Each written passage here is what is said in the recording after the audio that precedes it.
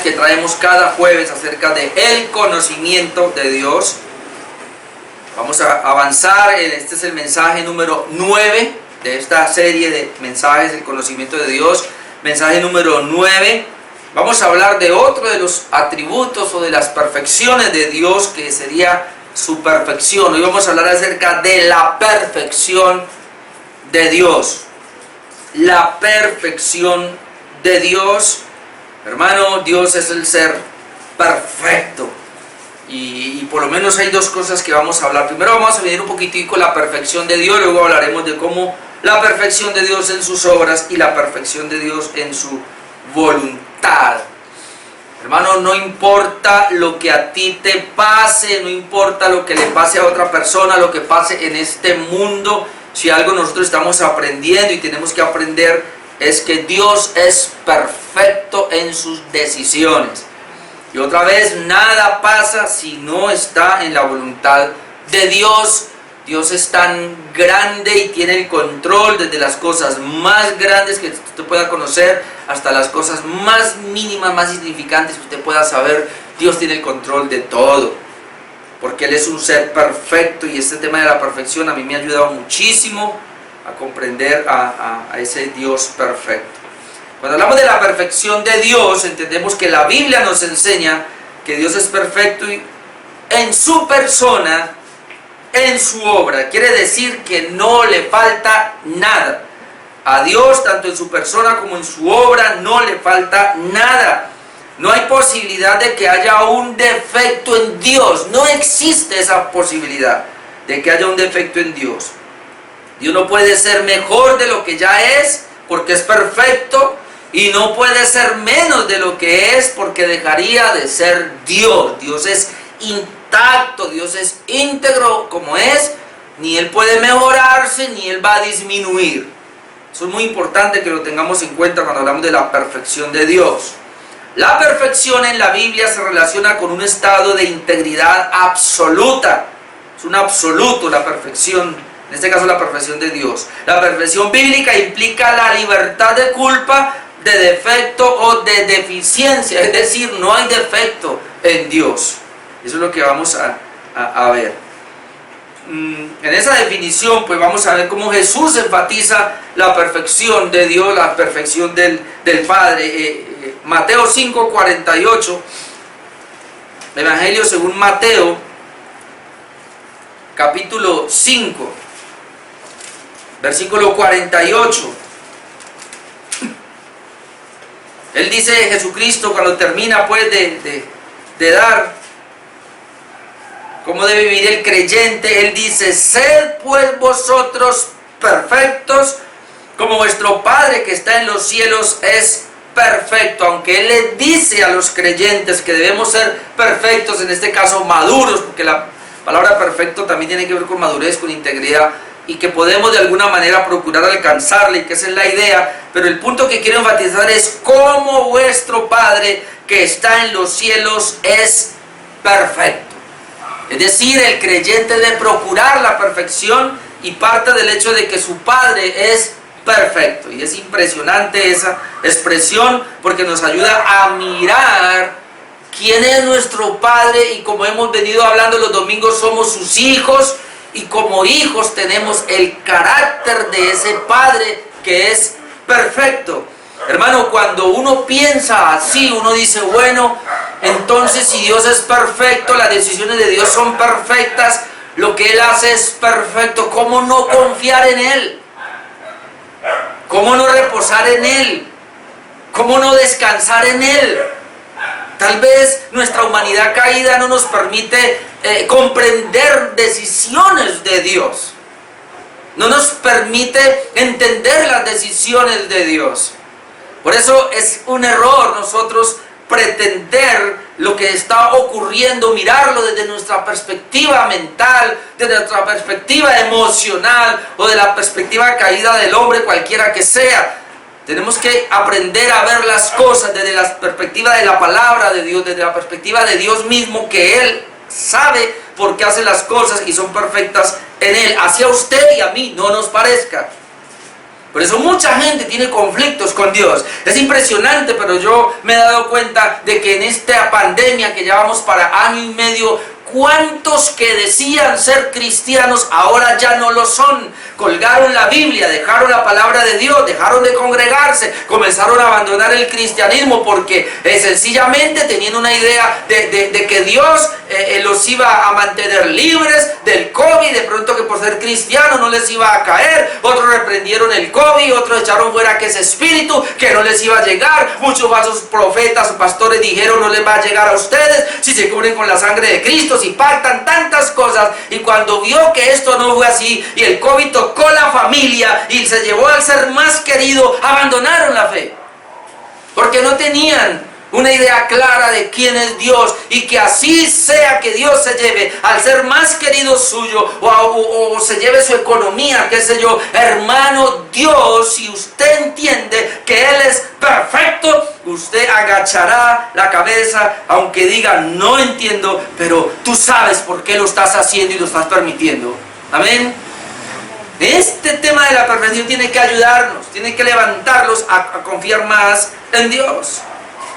Santiago dice que en Dios no hay ni siquiera sombra de variación. Capítulo 1, versículo 17 de Santiago. El creyente debe descansar en lo que pueda pasarle, la crisis que pueda vivir. Debe aprender a reposar en Dios y a descansar en Dios, porque Dios tiene todo bajo control y Él sabe por qué permite las cosas. Capítulo 1, versículo 17 dice: toda buena dádiva, toda buena dádiva. Ahora, yo quiero decirle algo aquí porque aquí hay un error. Cuando dice toda buena dádiva, la palabra buena dádiva no es lo que usted cree que es. Porque de pronto para usted, toda buena dádiva... Yo estoy pasando por un momento muy difícil, que mi papá está intubado. A las 3 de la tarde lo intubaron y no con buen pronóstico. Y entonces, tal vez, si para mí toda buena dádiva es que Dios lo saque de ahí y le dé más vida, pues tengo un error. Porque toda buena dádiva no es lo que yo creo que es la buena dádiva, sino está en Dios. Dios es el que decide qué es la buena dádiva para mí, no soy yo. Entonces dice el texto: toda buena dádiva y todo don perfecto, porque los dones de Dios son perfectos como sus dádivas, descienden de lo alto del Padre de las luces, en el cual no hay mudanza ni sombra de variación. La perfección de Dios es que Él no va a mudar, es decir, Él no va a cambiar. La perfección de Dios es que en Él no hay sombra de variación, es decir, Él no va a variar, hermano. Las decisiones que Dios tomó, esas se van a llevar a cabo. Es decir, si Dios, y fue Él quien decidió que usted naciera, Él va a decidir cuándo usted se va y de qué manera se va. Y en eso no hay variación. Ni su ayuno, ni su oración, ni sudar, ni nada de esto lo va a cambiar. Porque en Él no hay sombra de variación. Él no es Dios para que mienta, ni hijo de hombre para que se arrepienta. Alguien va a decir: ¿y entonces por qué el rey Ezequías oró? Y dice la Biblia que Dios le añadió 15 años más. Porque es que ese era el plan de Dios. El plan de Dios era decirle: te vas a enfermar, me lo voy a llevar. Pero eso iba a gestar un clamor, y Dios ya tenía en su plan darle 15 años más. No vaya a pensar que usted le va a sacar ni siquiera un milímetro de segundo a la vida. En Él, la perfección de Dios, en Él no hay sombra de variación. Amén. Que Él dijo, eso es y se llevará a cabo. Muy importante que entendamos eso. Y cuando entendemos eso, reposamos, descansamos. Yo tengo otra situación en mi vida. Ya a mi esposa hoy le dieron en 15 días la opera, a corazón abierto. Y yo lo único que digo: Señor, yo espero en ti. Aún todavía no estoy seguro de esa operación, porque todavía le estoy orando al Señor. Dios puede hacer algo hasta el último momento, pero voy a confiar en las decisiones de Él. Y confiamos en su mano. La perfección de sus obras. Es decir, como Dios es perfecto, sus obras son perfectas. Las obras de Dios son perfectas porque son una extensión de su carácter. Es decir, Dios es perfecto y lo que Él hace es perfecto. Claramente la Biblia afirma que la obra de Dios es perfecta. Vamos a ir a Deuteronomio 32, quinto libro de la Biblia. Deuteronomio capítulo 32, versículo 3 y 5. Deuteronomio 32, versículo 3. Dice, hablando de Dios: Él es la roca cuya obra es perfecta, porque todos sus caminos son rectitud. Todos. Dios de verdad, mire todo lo que implica la perfección, y sin ninguna iniquidad en Él, es justo y recto. Oh, qué Dios tenemos, hermano. Y entonces dice: la corrupción no es suya, de sus hijos es la mancha, generación torcida y perversa. Si hay imperfecciones, es en la iglesia, es en nosotros, es en nuestro actuar, no en Dios. Eso lo dice claramente la Escritura.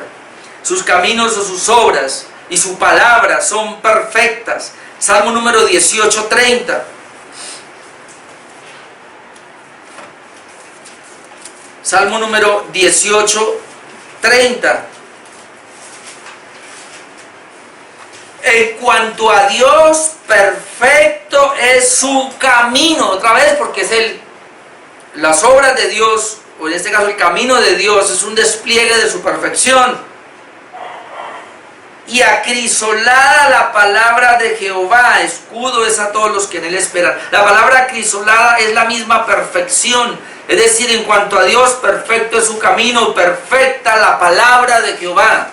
La misma expresión, acrisolada, la misma expresión de perfección. Entonces, Dios es perfecto en su obrar, Dios es perfecto en sus caminos, y su palabra es perfecta. Por eso nosotros no deberíamos en ningún momento permitir rebelión en nuestro corazón frente a la palabra, frente a un mandamiento, porque es perfecto.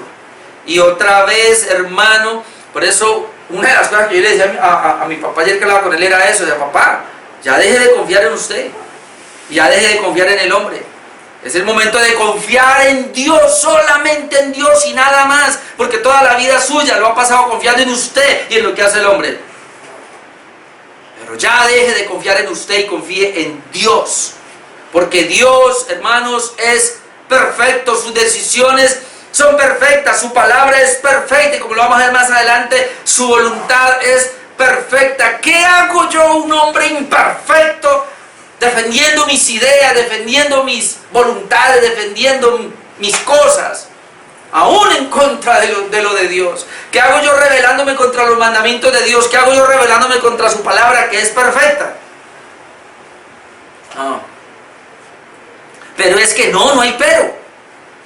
Porque el pero es su condición caída,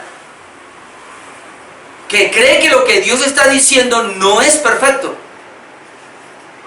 Y recuerda que lo que Dios dice parte de su ser perfecto. Entonces mucha gente no le gusta porque creemos que la Biblia o que Dios se tiene que acomodar a lo que yo he establecido. Y por eso Jesús claramente dijo: ¿quieres seguirme? Niéguese a sí mismo. Pero ese es el punto. Y muchos cristianos de pronto estamos por ahí también, que no queremos negarnos. Pero es que la Biblia lo dice, sí, pero ¿y qué?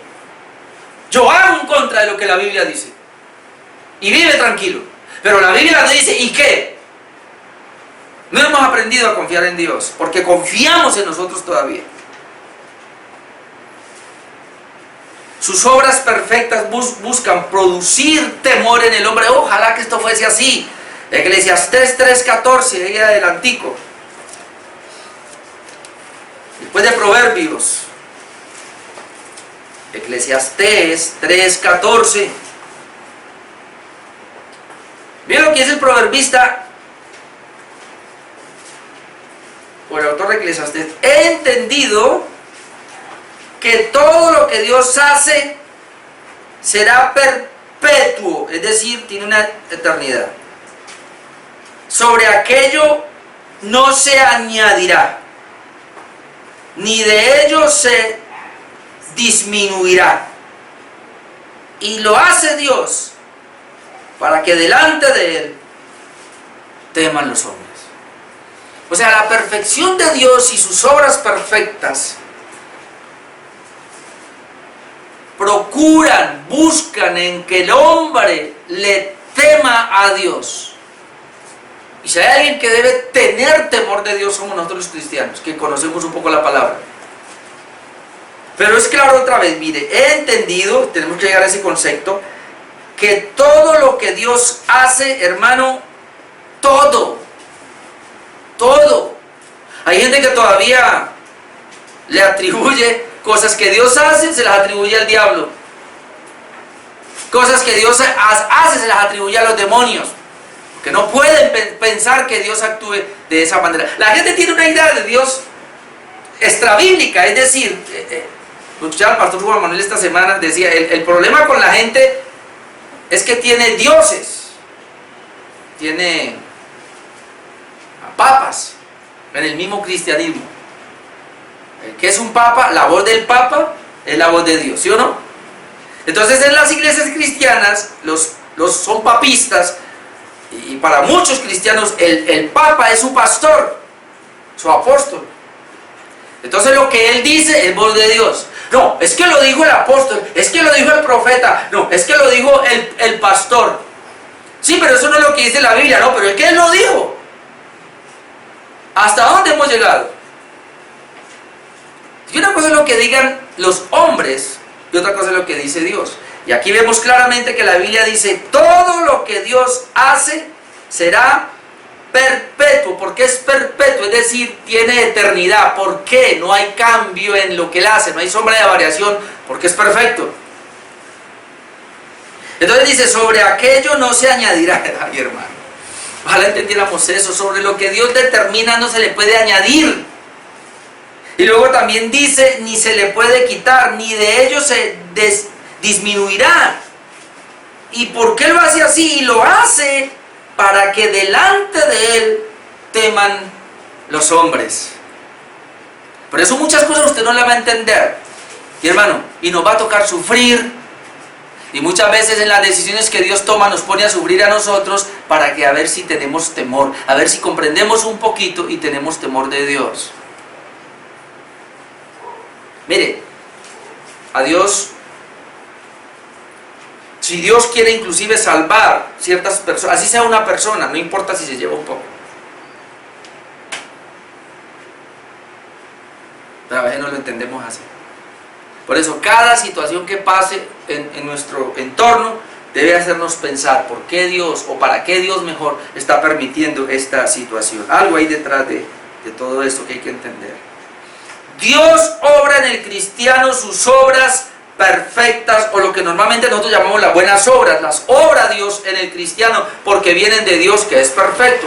Cuando hablamos de la perfección de Dios, hablamos de sus obras perfectas, y ya hablando del cristianismo, entonces Dios las obra. En Efesios 2:10, que es un texto muy conocido, lo vamos a mirar, dice que nosotros fuimos salvos por gracia, por medio de la fe, esto no de vosotros, pues es don de Dios, no por obras para que nadie se gloríe. Y el versículo 10, porque somos hechura suya, creados en Cristo Jesús para buenas obras. Note que hemos sido creados en Cristo Jesús para buenas obras. Pero estas buenas obras dice, las cuales, o sea, las buenas obras, Dios preparó de antemano para que anduviésemos en ellas. Y a veces no entendemos, hermano, la buena obra del cristiano no es del cristiano, es una obra que Dios preparó mucho tiempo atrás de antemano y las trajo y las puso en nuestro diario vivir, en nuestro diario caminar. Obviamente es un regenerado, una persona que ha sido regenerada recibe la gracia de Dios, recibe el obrar de Dios para que viva una vida que le agrada a Dios. Esas obras son entonces perfectas, debieran ser perfectas. En Filipenses 1:6, que usted lo conoce de memoria, Dice el apóstol Pablo, estoy persuadido o estando persuadido de que aquel que comenzó en nosotros, ¿qué cosa? La buena obra. Él no comenzó una obra mala, Él comenzó en nosotros la buena obra. Y entonces la va a perfeccionar hasta el día de Jesucristo. No, Él comenzó en nosotros una buena obra. Y si es buena, ¿por qué la va a perfeccionar? Porque la puso en un recipiente imperfecto. Y la idea es que esa obra, en la medida que vamos perfeccionándonos a nosotros, va siendo perfeccionada. O más bien esa obra nos perfecciona a nosotros, ¿hasta cuándo? Hasta el día de la venida de Cristo. Podríamos llamarle a eso santificación o perseverancia en la buena obra de Dios. Pero es la obra de Dios que es perfecta y que ha puesto en nosotros. En ese sentido, mi amado hermano, por ser hijos de Dios y por ser regenerados y por tener la obra de Dios en nosotros, debiéramos ser confiables. Amén. Amén. Debiéramos ser confiables en todo. Qué bueno que nosotros como hijos de Dios pudiéramos entrar, digamos, a un banco donde está lleno de dinero y usted entra ahí y sale y no le dan ganas de echarle mano un billete. Que cuando usted habla, la gente que oye sabe que lo que usted está diciendo es verdad, porque usted no está ni añadiéndole ni quitándole. Su conducta, su comportamiento, porque viene como un resultado de lo que somos, hijos de Dios, que es un ser perfecto, y sus obras son perfectas. Esas obras Dios las produce en el creyente, obviamente, bajo la responsabilidad nuestra.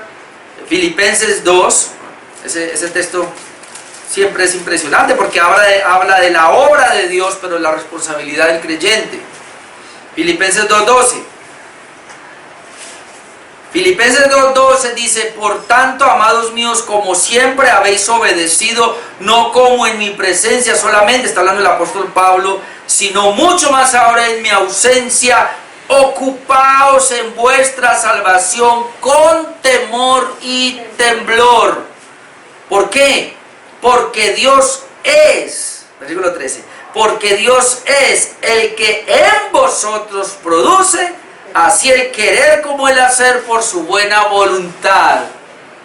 Dios es el que produce en el creyente, el que incita al creyente, el que le da el deseo al creyente de hacer las obras que a Dios le agradan. Él produce el querer y el hacer de acuerdo a su buena voluntad. En el creyente, en nosotros produce eso. Pero ¿qué me toca a mí para que lo haga? Ocuparme en mi salvación con temor y temblor. Es decir, si yo no me ocupo en la salvación, si yo estoy pendiente de mi alma, de mi salvación, si estoy creciendo, si estoy vigilante, pues es el medio para que Dios produzca su querer y su hacer en mí. De hecho, mi amado hermano, mientras más usted se ocupe de su salvación, más Dios produce en ti querer y hacer, y más deseos tienes de santificarte. ¿Amén? ¿No le ha pasado? Pero si usted comienza y es irresponsable y no se ocupa en la salvación, como que no hay temor, no hay temblor por la salvación, y se relaja, pues como es el medio que Dios dejó, entonces va a haber muy poco querer y hacer de la voluntad de Dios en usted. Es decir, Dios no lo va a producir. ¿Y por qué no lo puede hacer? Porque Dios dejó un medio. Los medios son la responsabilidad de nosotros. Recuerde, Dios trabaja, pero nosotros somos responsables. Es decir, nosotros permitimos el trabajo de Dios. Entonces es muy importante que entendamos eso. Nunca se le olvide, si usted se dispone para Dios, Dios trabaja. Pero si yo me retraigo, entonces Dios también se retrae. ¿Por qué? Porque porque no lo puede hacer, no porque no lo pueda hacer, sino que es que ya determinó que es el medio. Le voy a explicar. Dios ha determinado, un ejemplo, salvar a una persona, por decir algo, y Él lo determinó. Pero para que esa persona sea salva, le debe llegar el Evangelio. Y esa persona debe, cuando le llega el Evangelio, y que Dios la regenera, esa persona debe creer y debe arrepentirse. Si no, el medio va con la soberanía de Dios. La voluntad de Dios es salvar a una persona. Él no la va a salvar si usted y yo no le predicamos. Él no la va a salvar si el evangelio no le llega. Entonces lo primero que tienen que hacer, Dios la predestinó, bueno, entonces Dios va a hacer de alguna manera que le llegue el evangelio, y cuando le llegue el evangelio Dios no la va a salvar si esa persona no se arrepiente y cree en Cristo. O sea, la persona debe arrepentirse y debe creer en Cristo, y si ella rechaza, Dios no la va a salvar. ¿Y por qué así? Porque así lo dispuso Dios. Dispuso un medio de gracia, y el hombre debe ir en ese medio de gracia.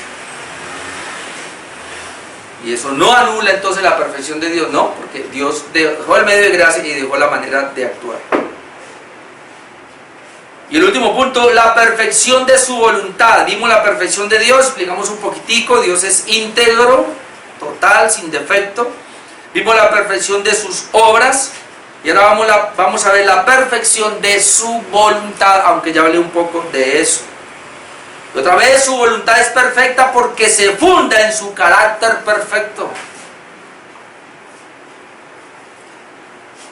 La voluntad de Dios es perfecta porque se funda en su carácter perfecto. Y el pasaje más claro es Romanos 12:2. Romanos 12:2.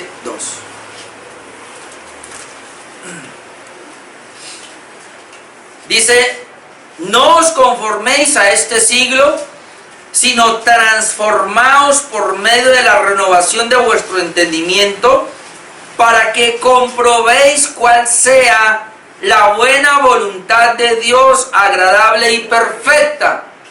Entonces, siempre que definimos la voluntad de Dios, lo hemos entendido que tiene tres características: es buena, es agradable y es perfecta. La voluntad de Dios es buena porque Dios es bueno. La voluntad de Dios es agradable porque Dios no la impone, no es a la brava. Es decir, hermano, Dios, antes de pedirle a un hombre que haga la voluntad, tiene que regenerarlo. Y cuando lo regenera, entonces, como lo regenera de su espíritu, entonces quiere decir, lo que a Dios le gusta, a mí comienza a gustarme. Contrario a la persona que no es regenerada. La persona que no es regenerada está depravada. Porque ese es el tema que va a salir para el sábado. La depravación del hombre. Él está depravada, es decir, una persona depravada en su pecado es que no quiere hacer nada de lo de Dios. Es más, le incomodan las decisiones de Dios, le incomodan los decretos de Dios, le incomoda la voluntad de Dios. Y por eso, ¿qué es lo que quieren? Lo primero que hacen es nada de Biblia, nada de iglesia. Todo por acá del hombre. Y ese es el humanismo, porque todo lo de Dios le incomoda. Entonces, cuando dice aquí, y pensando en la voluntad de Dios, dice, ella es buena, es agradable. El único que puede decir que la voluntad de Dios es agradable, bueno, lo dice Dios y es así, pero el creyente puede decir lo mismo, es agradable, y es que perfecta, porque Dios es perfecto. Pero, ¿cómo llego yo a esa conclusión? ¿Cómo llegó como cristiano a esa conclusión de que la voluntad de Dios es buena, es agradable y es perfecta? El texto lo dice, sin mirar el 1. Dice el texto, no os conforméis a este siglo. Ya les dije la vez pasada, la palabra conformar es amoldarse. No se amolde a este siglo. Es decir, no entre en el mismo sistema del mundo. Entonces, ¿qué debo hacer? Sino transformaos por medio de la renovación de vuestro entendimiento. Y está hablando a salvos, es decir, usted y yo ya somos salvos, somos regenerados. Pero ¿qué es lo que no ha sido transformado todavía muy bien? Nuestra mente. Nuestra mente. Entonces, ¿qué es lo que va a transformar nuestra mente? La palabra. Mientras más palabras yo recibo, más el evangelio viene a mi vida, mi mente va siendo cambiada. Transformar es siendo cambiado, va renovando mi mente. Y solamente cuando mi mente es transformada, es cambiada, voy a comprobar. Es ahí. ¿Para qué? Para que comprobéis. Otra vez, no os conforméis a este siglo, sino transformaos por medio de la renovación de vuestro entendimiento, para que comprobéis cuál sea la buena voluntad de Dios, agradable y perfecta. Entonces, cuando una persona le ora a Dios, Señor, yo quiero esto, y le viene lo contrario, y se enojan con Dios, no han comprendido todavía que la voluntad de Dios es buena, es agradable y es perfecta. Es más, vuelvo y digo, hay pastores que se han atrevido a decir, a mí nunca se me olvida porque yo estaba, a ver, eso fue como en el 2004 creo, 2003 por allá, yo estaba en Admicel, la asociación de pastores acá, y me acuerdo de un amigo mío, pastor, y él se levantó y él lo llamaban guerrero de oración. A él le entregaron toda la intercesión aquí en el valle y convocaba a las iglesias a orar, a interceder. Y él todos los lunes salía con su familia y se iba a una finquita que tenía por allá, La Robleda creo que era. Y él yendo para allá en su carro, ya por la tardecita, dice que él iba por su carretera y fue a adelantar un tren cañero. Cuando lo fue a adelantar, a ver, iba él acá manejando, la esposa acá, el hijo atrás y el otro acá. Vino un camión y lo arrolló, lo remangó, murió él y el hijo que iba a la parte de atrás, la esposa y el otro quedaron vivos. Y como era famoso, obviamente, que dijeron, el diablo lo mató, porque era uno de los guerreros, porque le hacía la guerra al diablo, por eso el diablo lo mató. Yo en esa época casi digo amén. No me comí el cuento todavía, a pesar de que todavía no estaba en la reforma, pero no me comí el cuento porque yo inmediatamente pensé, a ver, es un hijo de Dios, es un pastor, ¿puede más el diablo que Dios? Eso es lo primero que yo pensé, que lo mató el diablo, que porque era el guerrero, que porque le estaba haciendo la guerra y entonces el diablo ataca a los generales, y hay ideas raras.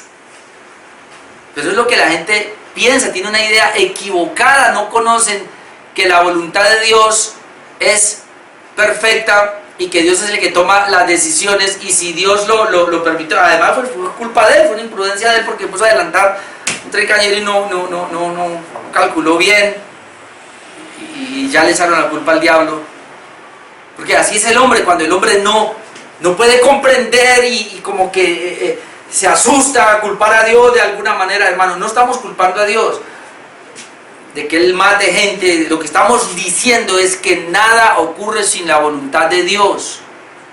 Dios tiene todo bajo control, y si Él permite las cosas, las permite con un plan, con un propósito. Pero es que era pastor, ¿y qué? Era un ser humano. ¿Cuántos pastores yo conozco de la historia que han muerto a los 29 años, a los 35 años, a los 40 años? Pastores muy famosos, que Dios los usó tremendamente, pero Dios quería usarlos 5 años, 10 años y ya. A otros de pronto los va a tener 80 años predicando. Eso está en el plan de Dios, no en nosotros. Entonces, por eso es muy bueno, hermano, que cuando conozcamos la perfección de Dios, lleguemos a este punto de entender que su voluntad es perfecta. Así a ti no te parezca, así a mí no me parezca, pero Dios es el que decide, y Él no nos ha consultado a nosotros, sino que Él toma sus decisiones. Ay, es como muy arbitrario, dirá alguien. Ay, pero es como que, hermano, sencillo. Él es Dios. Amén. Él nos creó. Él hizo las cosas. Nosotros dependemos de Él. Sus decisiones son perfectas, porque Él es perfecto.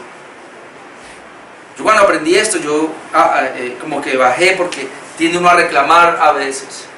Pero no, Dios toma sus decisiones sabias. Por eso se nos enseñó a orar, o a que tengamos un deseo, mientras estamos en la tierra, de que se haga la voluntad de Dios. En Mateo 6, 9 al 10, que es la oración del Padre Nuestro. ¿Cómo es? Padre nuestro que estás en los cielos, santificado sea tu nombre, venga tu reino. ¿Y qué? Hágase tu voluntad, como se hace en el cielo, así en la tierra. Note que Jesús mismo nos enseñó a orar así. Cuando va a orar, por eso cuando yo oro por mi papá, o por cualquiera, cuando usted tiene un enfermo, yo digo, Señor, tú conoces, tú decides lo que va a pasar. Yo no puedo ir más allá de lo que tú has decidido. Hágase tu voluntad. Te pido gracia, te pido misericordia para esa persona. Y la mayor gracia y la misericordia que yo pido es que pueda llegar a una comprensión en su estado crítico, le dé la oportunidad de comprender el Evangelio, de comprender la palabra, de reflexionar la palabra que ha recibido, porque ese es el momento. Yo le decía a muchos de mis familiares con las cuales hablaba, hay gente que muere de insofacto, hay otros que Dios les da 3, 4 días, una semana o más en una clínica, y ellos están conscientes. ¿Por qué Dios permite eso? Gracia que le está dando, misericordia que le está dando. A muchos los saca de allá y los vuelve otra vez a su casa para mostrar la gracia, porque Dios se las trae. Es decir, Dios tiene debajo de la manga, como dijo alguien, opciones para que los demás se arrepientan también de su casa, de su familia. Entonces es perfecto, lo que Dios hace es perfecto, hermanos. Por eso nuestra oración es: Señor, hágase tu voluntad. Yo no sé si usted ora así. Y yo aprendí, yo no sé qué va a pasar mañana. Estos días creo que le decía a mi esposa, yo no sé qué va a pasar el próximo segundo, y es verdad, no lo sabemos. Usted tiene la vida planeada muy bonita para esta noche. Sí, 9 de la noche va a estar en la pantalla viéndose el partido. ¿Es que Colombia con Perú? La hermana Ana dice que no. Pero Jorge dice que sí. ¿Y qué tal que no? ¿Y qué tal que se vaya la energía? ¿Y qué tal que no jueguen? ¿Ves? Mañana usted ya tiene su plan. Este fin de semana tenemos el plan. ¿Y qué tal que no? ¿Que sea otra cosa? Hágase tu voluntad, Señor. Amén. Ahora, solo se puede hacer esa voluntad, obviamente, si está en su palabra, y si esa palabra está en nuestro corazón. La voluntad de Dios está en su palabra y si está en nuestro corazón. Salmo 48. Este es muy bueno. Salmo 48. Dice: el hacer tu voluntad, Dios mío, me ha agradado. ¿Cómo es la voluntad en Romanos 12? Agradable. ¿Ven que sí? Y entonces dice el salmista: el hacer tu voluntad, Dios mío, me ha agradado. Pero, y tu ley está en medio de mi corazón. Salmista, ¿por qué la voluntad de Dios le agradó? Porque la ley de Dios está en su corazón. ¿Ve? ¿Cómo usted puede llegar a ese deseo de la voluntad de Dios, o que a usted le agrada la voluntad de Dios? Hermano, otra vez, al impío no le agrada la voluntad de Dios, al inconverso no le agrada, porque la voluntad de Dios frustra la voluntad del impío. Es un choque. Viene la gente a la iglesia: yo que voy a hacer lo que el pastor está diciendo, también está loco, tan fanático. Claro, no es que choca. Pero cuando esa palabra de Dios entra al corazón del hombre, y la recibe y la acepta y se rinde: Señor, el hacer tu voluntad me agrada. Amén. ¿Le agrada orar? ¿Le agrada leer la palabra? ¿Le agrada venir al culto cuando usted ve un impío y tiene la oportunidad? ¿Le agrada hablarle? El hacer tu voluntad me agrada, porque la palabra de Dios está en mi corazón. De lo contrario, ahí no hay que bregar, no hay que luchar. Yo les dije el domingo, yo no lucho más. ¿Para qué yo trato de decirle a alguien que haga algo que no le agrada? Si no le agrada venir al culto, ¿para qué le voy a decir? Y lo voy a llamar y lo voy a animar y le voy a ofrecer un chocolate, un tamal, qué sé yo, para que venga. Si a él no le agrada venir, entonces que se quede con su desagrado y más bien agrade lo que quiere su carnecita. Pero yo no puedo decirle a alguien que haga lo que no le gusta.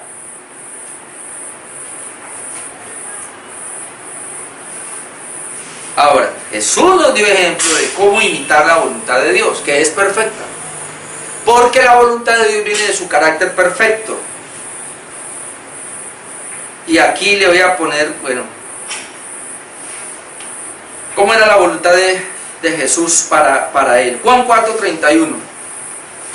Juan 4:31. Y también es parte de lo que ya hemos dicho, pero obviamente en palabras de Jesús. Juan 4:31. Usted conoce el caso de Jesús y la mujer samaritana. Está dialogando con ella. Los discípulos han ido a Sicar, al pueblito de Sicar para traer comida. Jesús se quedó a mediodía hablando con la mujer samaritana.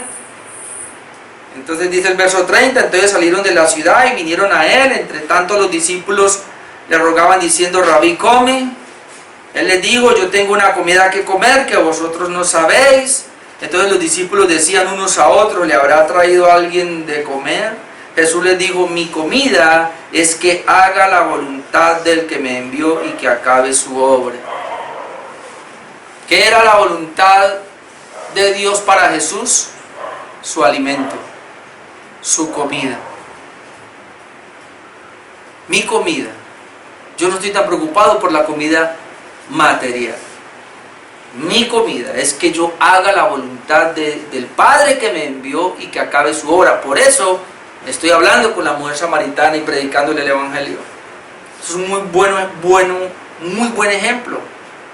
Mi comida es que haga la voluntad del que me envió y que acabe su obra. ¿Y por qué Jesús pensaba así? Porque la voluntad de Dios es perfecta, porque viene de un Dios que es perfecto. Hermano, cuando pensemos la próxima vez hacer la voluntad de Dios, tengamos siempre en la mente que es perfecta porque viene de Dios perfecto. Y hombre, ¿cómo yo voy a ir en contra de la perfección? Si Dios me dice algo en su palabra y es su voluntad, ¿cómo voy a ir en contra de esa voluntad que es perfecta? En Juan 5:30, mire lo que Jesús dijo de la voluntad. Juan 5:30 dice, no puedo yo hacer nada por mí mismo. Según oigo, así juzgo. Y mi juicio es justo, porque no busco mi voluntad, sino la voluntad del que me envió, la del Padre. ¿Qué buscaba Jesús? La voluntad del Padre. Por eso él podía decir, no puedo hacer nada por mí mismo. ¿Cómo entonces sé que es la voluntad de Dios y no la mía? Cuando la mía ha desaparecido, cuando la mía se ha negado. Hermano, ese es el punto. Mientras tú y yo nos sostengamos en nuestras decisiones, en nuestras voluntades, qué difícil es recibir la voluntad de Dios. Pero el día que nos vaciemos totalmente y aprendamos a confiar solo en Dios, en su voluntad, podremos. Entonces, quien compite con la voluntad de Dios es mi propia voluntad. Por eso Jesús dice, no puedo yo hacer nada por mí mismo. Él se había negado. Según oigo, así juzgo. O sea, yo no juzgo, yo juzgo lo que yo oigo de mi Padre. Y mi juicio es justo. ¿Por qué mi juicio es justo? Porque no lo hago yo, sino lo que mi Padre hace. Mi juicio es justo porque no busco mi voluntad, sino la voluntad del que me envió, la del Padre. Y entonces va uno al Getsemaní y él que dijo, Señor, no se haga mi voluntad, sino la tuya. Eso es lo que nos toca a nosotros. Para no luchar en la vida cristiana, porque hay gente que lucha en la vida cristiana y, es pesado, es que esto y lo otro, pero ¿por qué esa lucha? Porque usted no ha desplazado su voluntad. Y entonces la voluntad de Dios se constituye en una lucha. Pero cuando desplazamos nuestra voluntad, la voluntad de Dios la recibimos de una manera perfecta. Y termino diciendo lo siguiente, la voluntad de Dios se encuentra en su palabra perfecta. ¿Quieres saber la voluntad de Dios? Está en su palabra perfecta.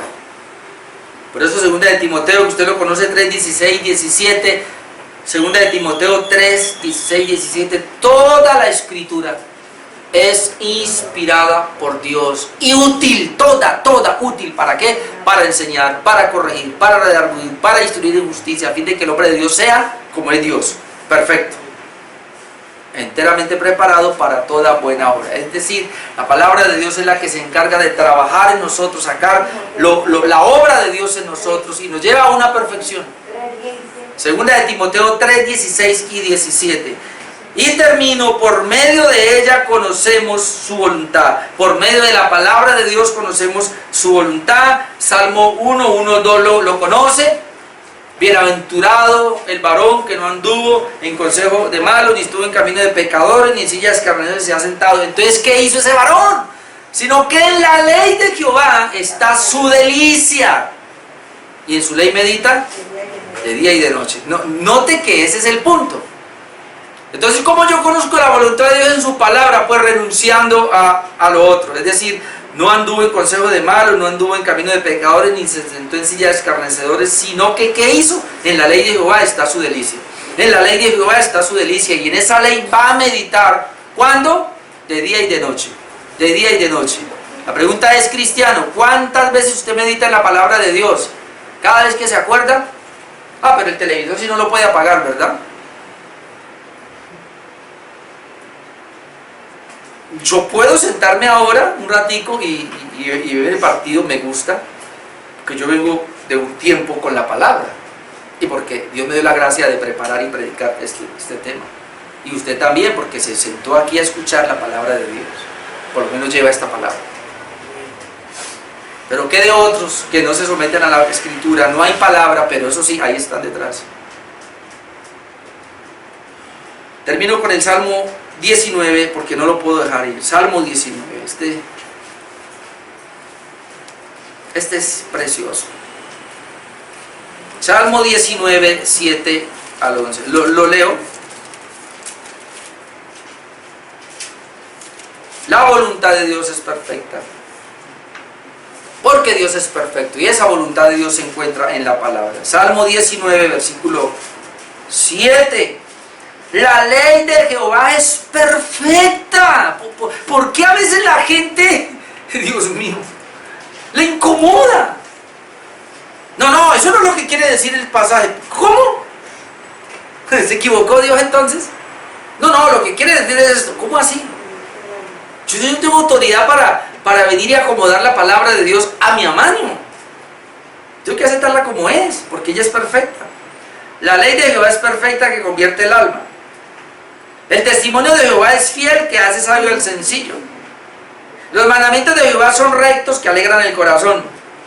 El precepto de Jehová es puro, que alumbra los ojos. El temor de Jehová es limpio, que permanece para siempre. Todo esto es la palabra de Dios. Los juicios es la palabra de Dios de Jehová, son verdad y todos justos. Y mire esto, deseables son más que el oro. Pero algunos desean más el oro que la palabra, pero aquí dice el salmista, son deseables más que el oro, y más que mucho oro afinado, y dulce, más que miel, y que la que destila del panal. No sé si alguien ha tenido un panal de miel, pero dice que la palabra es mucho mejor que eso. Tu siervo es además amonestado con ellos, o sea, con los mandamientos de Dios. En guardarlos hay grande galardón, en obedecerlos hay grande galardón. ¿Cómo hizo el salmista para llegar ahí? Porque el varón que medita de día y de noche en la palabra de Dios. Amén. Hemos visto hoy el conocimiento de Dios, la perfección de Dios, la perfección de sus obras y la perfección de su voluntad. Vamos a orar.